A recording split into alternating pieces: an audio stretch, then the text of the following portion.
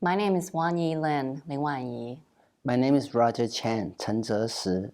We're a couple and an artist duo. Our collective name is Mizzonk, Mizzonk.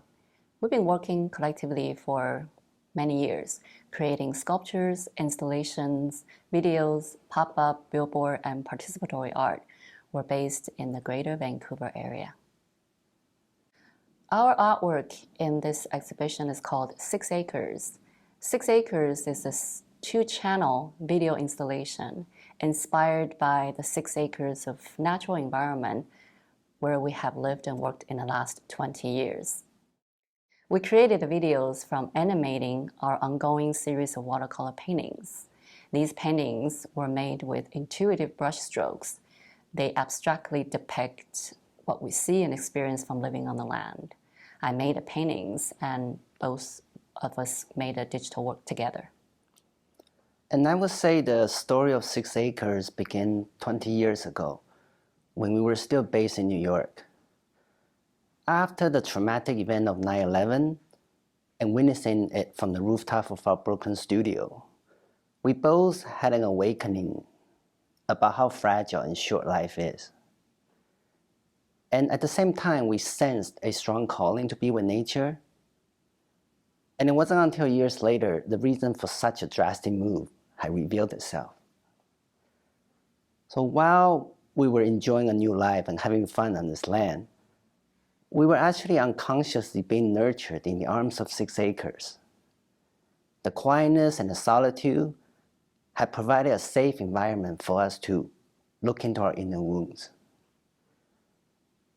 6 Acres is a tribute to both the powerful healing force of Mother Nature and one's own intuition to guide oneself in life.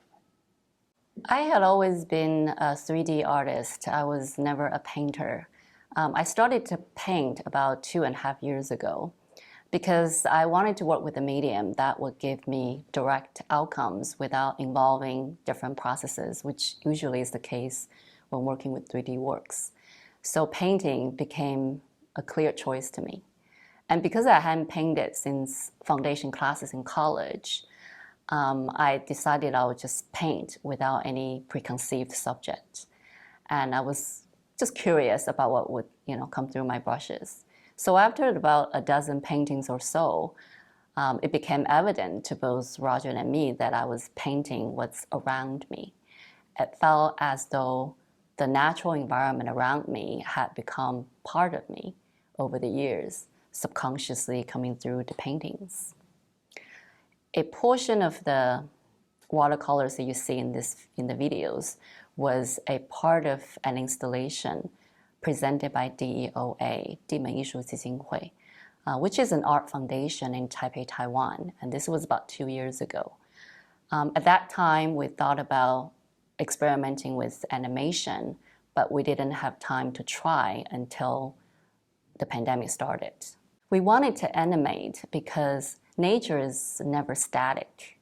It is a series of ongoing transformations, and also because we wanted to reveal the negative space in the paintings.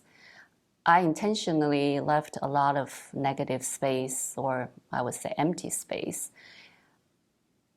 This emptiness is not really empty, not to me. To me, it actually represents an intangible vitality. Like the air we breathe in, you cannot see it nor can you touch it, but without air, there's no life. By illuminating and creating movements with animation, this intangible vitality becomes visible. And this makes us think of the inner world that we have explored from living in a quiet setting for many years. The inner world is also invisible, but we feel that we can illuminate and see this important part of ourselves with our attention and observation. Ideally, we wanted the viewers to feel they're being hugged by these projections. And due to the unique space of Gallery 2 being in between Galleries 1 and 3, it is essentially a funnel-shaped corridor you pass through. Therefore, the size, proportions, and the placement of this projection were intended to make the experience more dynamic. The experience of living in our place has shaped the foundation of our art practice. The environment offers an ideal setting for one to connect with the inner self. And this practice of inner development becomes the subject that we explore in our art practice. Growing up in Taiwan, where the basics of the ancient Chinese philosophical thoughts were taught in school and were incorporated in day-to-day life.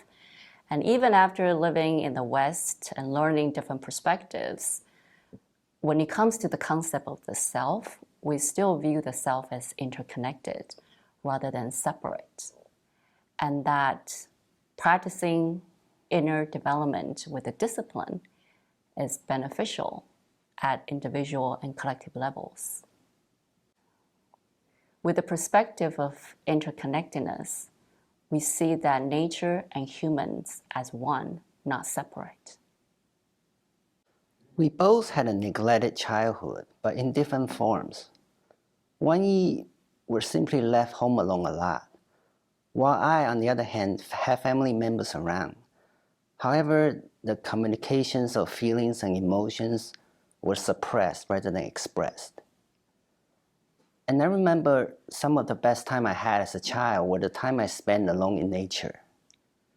Whether it is in a mountain, in a creek, or simply staring at my fish tank, I felt I could escape to a place where there's no criticism. Nature is in a constant state of flux, transforming and renewing itself. And everything in nature is connected, and nothing is ever wasted. And also, what might seem like an adverse event will turn out to be a positive one, and vice versa. And duality does not exist in nature. So everything that happens in nature needs to happen. So if I believe I'm also part of nature and all of its wisdom, then everything that happened to me also needed to happen. Otherwise, I wouldn't be me.